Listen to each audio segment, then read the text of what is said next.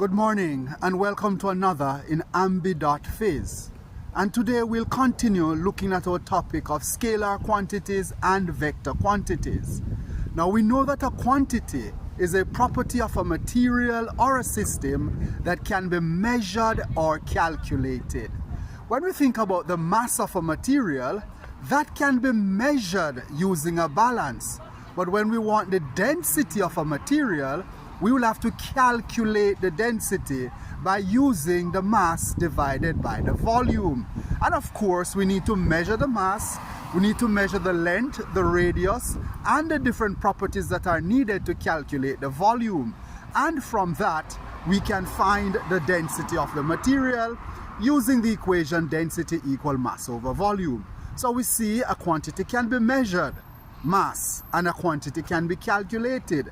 Both volume can be calculated and also density can be calculated as well.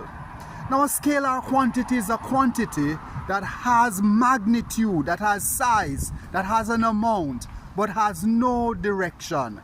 Whereas a vector quantity has both magnitude and direction. So the vector quantity has amount, it has size, but it's moving in a specific direction.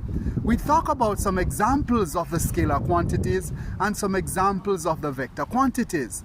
And for us to do that effectively, we need to go back to the very definition of these quantities. We talk about the quantity, for example, distance, how far moved. There's no direction involved in that. So clearly, it is a scalar quantity. And when we talk about, for example, displacement, that's the distance moved in a straight line from one point to the next. Now we're moving a certain distance, but we're also moving in a particular direction. Yes, scalar quantities and vector quantities. Check out our previous postings, which gives us 10 examples of scalar quantities and 10 examples of vector quantities as well.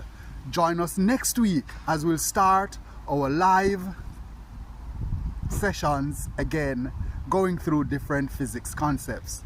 Thank you, take care, and all the best.